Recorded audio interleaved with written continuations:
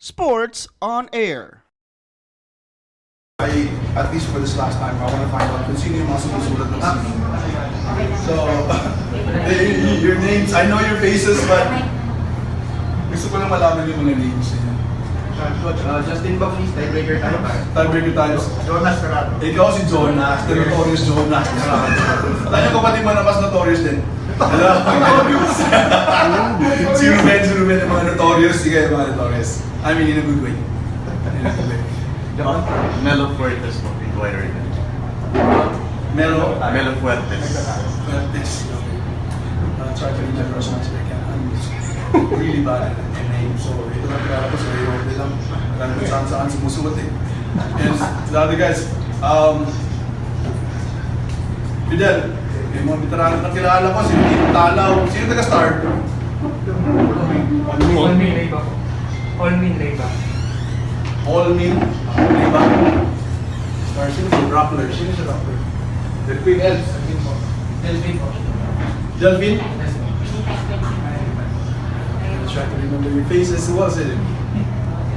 Sorry guys, you're the new batch of reporters. Before, kasi kilala ko yung mga old-timers eh. Hindi ko kayo na nagkakamatayan na isa-isa eh. Coach, di pa naman. Name after this room.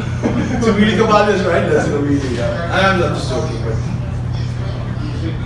Coach, yan muna, general assessment of your championship. It's incredible. It's unbelievable. Even though nag-buzzer na alam ko mananalo, God, this is really happening because can you imagine, paulit-ulit ko sinasabi na, I'm not supposed to be here. I'm not supposed to be coaching this. And yung ano ko kasi, my deal is, if I'm gonna coach, I'll coach it. And I'm not gonna be just a mouthpiece. And they agreed with it. And the good thing about the setup is that sila Josh, sila sa akin yan, sila Yuri, alam na yung system. We're just running the same system as Josh. So, nagkakaiba na yung substitution pattern, go mga timeouts, go yung ganun. But generally, it was an incredible job of the coaches.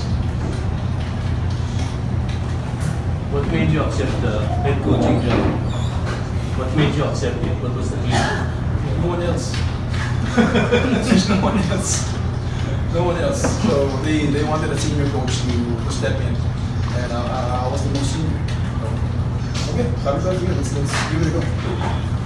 What are your thoughts? Just last conference, sinuspeed mo as team manager sa Mikey and then he comes up big this tonight. Mikey has come a long way. We had some rough patches when I was negotiating with him. Ganun naman pag-negotiation, I was dealing with him directly, not his agent. Made up. And there were some really bad animosity between the two of us, and we were able to talk about it. I mentioned some instances. So just constant conversation and to make him understand how I coach and yung nag-coach lang. And makikita niyo naman sa game is si Mike minsan nagagalit sa sub ko eh. Ayaw ba magpasabi mga ganun. Okay na sa akin yung mga ganun, magagalit ka because I was the same way. Ayaw ko magpalabas. Eventually, I have to explain. I said, Mike, you need a blow. I need you down the stretch. So mga kailangan mo na explain sa kanya.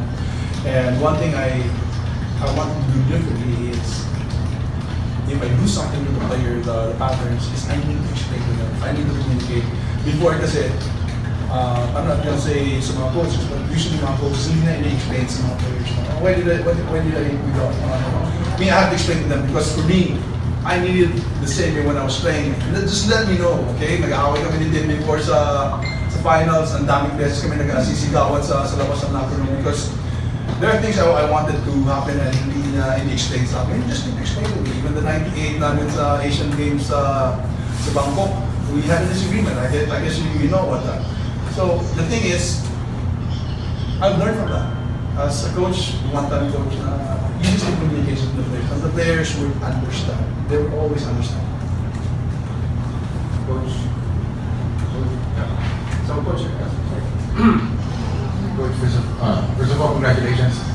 So, Coach, you mentioned the team goal. So, how does it feel beating your mentor and former coach in your first finals? Well, I'm really honored and seldom do you beat Justin Brownlee and did go in this conference. They own this. They own the Governor's Cup. And if there's somebody who can control them, they must have done something really nice. And I think this is the first time that Justin lost the finals. And Sean Chambers will be happy.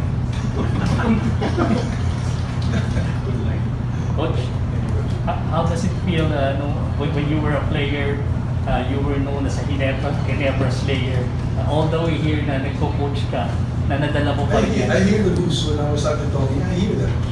And for me, that's a sign of respect.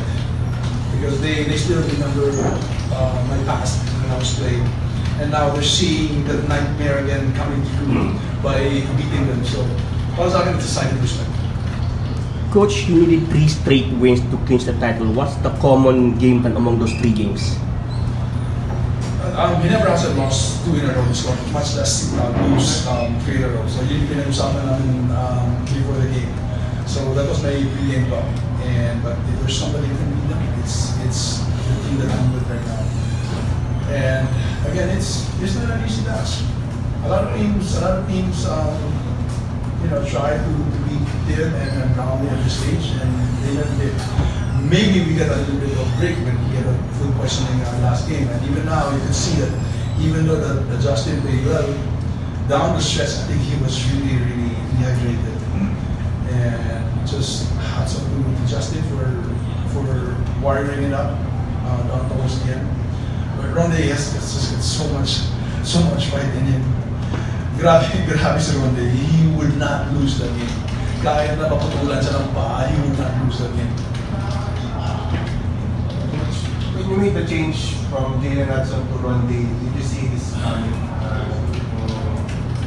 the championship? No, but we will have a better chance because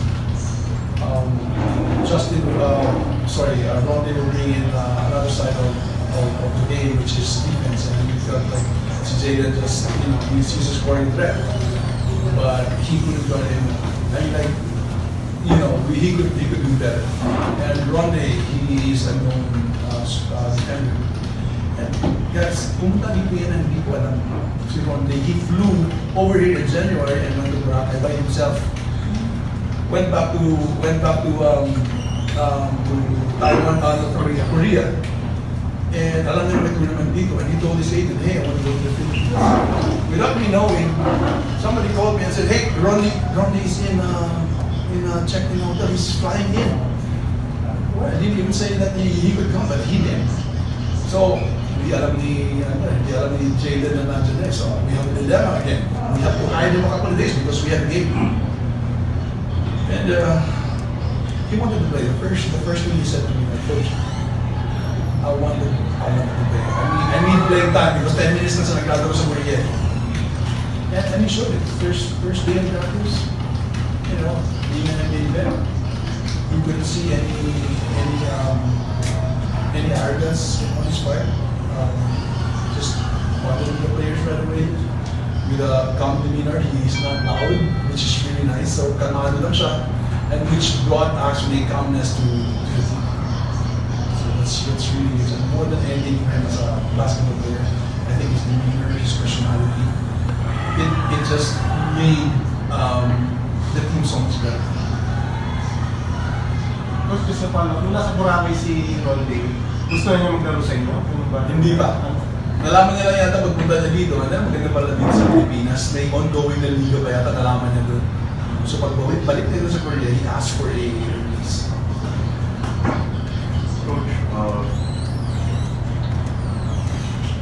Coach, from now until the next Governor's Cup, of course, it's still a very, very long time here to go. But you've won the championship here with Ronde. You've been praising him, and if he has mistakes, you've been calling him out. And of course, from now until the next Governor's Cup, there will be, hindi natin masabi kung ano yung mga mangyayari, but how much would you love to run it back with Ronde next season? Sure, if he doesn't get to the NBA, because he said he was going to go get into the summer league team or maybe a training camp team, he would try to get back to the NBA. And I wish that he would get it, but at the same time, I wish that he won't get, so he'll be back here. So, but I always wanted to, of course, the best for which is to play in the NBA. Coach, how about yung coaching stint mo sa TNT? Kasi initially, I think that plan was for you to take over as Coach John would concentrate on data. So, ano na bang update doon? Especially with this win na bang maging nangyayari? I know, so it might change everything, but it remains to be seen if this is really a one-off. Pagka alam ko this is a one-off. But I don't know what NDP will do, and Mr. Ginebra will do, and Mr. Alvin will do. But I'll be ready just in case, but I can be a manager and a coach at the same time. I'm still doing my managerial job, by the way. So I haven't lost that one yet. So it's not, actually, there's an advantage. Manager ka, tapos nag-coach ka. Pag hindi nakikita mo, sige, pag-iniwan mo. You have to play well. I'm coaching you, you better play well. No, I'm just joking. But, I can do both. I can do both. Coach, let's go back to the game earlier. Mikey had 38 big points. Ano 38? Ano bang sinabi mo sa kanya before the game? And did you give him, kasi he had 28 at the half, what more did you tell him at the half? Or what was the general message for Mikey? It actually started yesterday. He came up to me and said, Coach, you're ready to go. Something told me, are you ready? I said, I'm ready to go. So he had that purpose in him from yesterday when there was a coming briefing. And true enough, Mikey balled up. Without that 38 of Mikey, because Calvin wasn't connecting, Glenn wasn't connecting. Jason was only late in the game where he had some really nice layups. But other than that, if you take away the 38 of Mikey, oh my God, we will not survive this game. What with this win, it's on the second time the last 17 conference na the SMC team yung nag-champion. Opens TNT. Doon na natin ito yung rivalry yung MVP group and SMC. On your part, ang magandang. I mean, nagpapalitan na niya yung MVP group and sabi niya. I mean, this is the second time in the last 17 conference na laging SMC yung ano. Kaya talaga, second time. Sino yung first time? Yung Bacolod. Yung TNT na yun. So, nakasingit kami. Sino Mikey rin? Nakasingit kami, tama. I believe in destiny and I believe in fate. Fate na pananalig. And things happen for a reason. They're not accidents. Ronnie being here, and even Roger being out, Justin having an injury, and Justin having a food poisoning. There's a lot of drama involved, but you can't fight destiny. You can't fight fate. It's gonna happen to you. It's gonna happen to you. That was my thinking in the game. So I said, I've been in this situation before as a player, and this is the kind of environment that I know what's at stake. But of course, I would prefer to have played in that situation than coach. But the trust that I have with my players, I know that they will make the right decision. There's nothing else the coaches can do if they're on the floor. They have to make the right decision. Kahit ako nasigaw, gagawin namin dito ganyan, they're not gonna hear us. They're just gonna tune out. Yeah, I know that because when I was playing, yung mga bench sa amin, may sinasabi, hindi mo na ako nakikinig. So they can hear you, especially in the points. Coach, one more question for me. Earlier in this series, you didn't have Kenny Williams, and then midway through, you got this clearance to play, and then you brought him in as a reinforcement to guard the paint with C-Stan and Justin Brown inside. Excuse me. So how big was the return of Kenny Williams? Not just for this final series, but for yung kung paano yung tinapos yung Game 6 na yun. Kenny was a little bit parang game 2 kasi he was cleared to play, but I didn't play him. I said, Kelly, I'm playing the long game. This is going to be a long series that if I'm going to bring you running away, he might aggravate. He's not 100% healthy. He's clear to do, pero in an intense game like that, you're not gonna hold yourself, na pipigilin yung sarili mo. You can't. So, sa akin, I just wanna hold him off. And ginamit ko sa game 3, and little by little, he got his win back, his timing back. And you could see, kung wala si Kelly nun, without Justin nun, ang hirap. So he came at the right time. He came at the right time, si Kelly.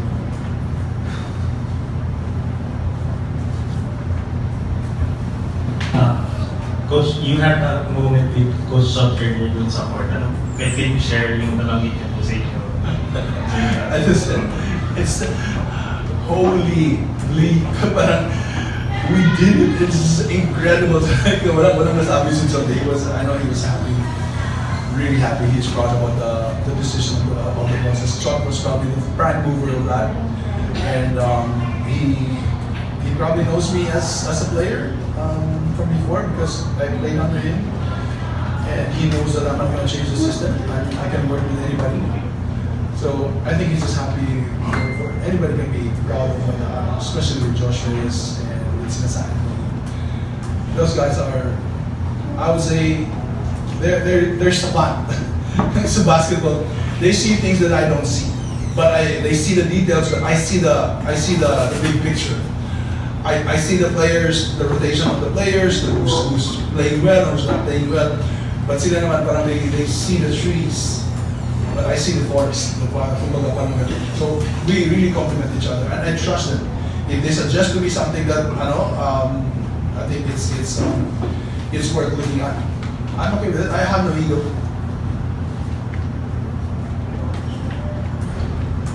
Coach, going back to rounding, would you share to us how you manage this Ramadan beliefs and practices during this whole time? I haven't asked them. I don't want to make a big deal out of it because we're rolling. Obviously, parang nakuha nila yung pattern niya eh. Kung paano naman ginagawa yun, I didn't want to know. Pero alam ko pagdating ng 6:10, he's gonna take something. 6:10, hindi yan iinom ng or kakain ng whatever. Pag-isip na 6:10 p.m. And may ano pa nga eh. Kita mo, wala pang kain-kain yung input ng hindi talaga sa mga food poison. Hindi na nangalian. Ramadan ends in a few hours. Ramadan ends in a few hours. Today, right? Or tomorrow. Yeah. Well, we're gonna celebrate Ramadan, so we're gonna party kami. I'm really tired. Congrats. Habang mainit ang mga laman sa ating mga paboritong liga, mag-register sa 1xBet. Pwede nyo gamitin ang inyong browser or ang cellphone, mapa-Android man o iOS. Gamitin lang ang inyong mobile number at huwag kalimutan ilagay sa promo code ang 1x on air. Kapag ginawa nyo yan, pwede kayong magkaroon ng bonus up to 7,000 pesos. Pwede nyo gamitin ang GCash account nyo para makapag-deposit or mag-cash out. Simple lang, di ba? Kaya mag-register na sa 1xBet. Thank you for watching. Click the subscribe button and ring the bell to be notified with our latest videos.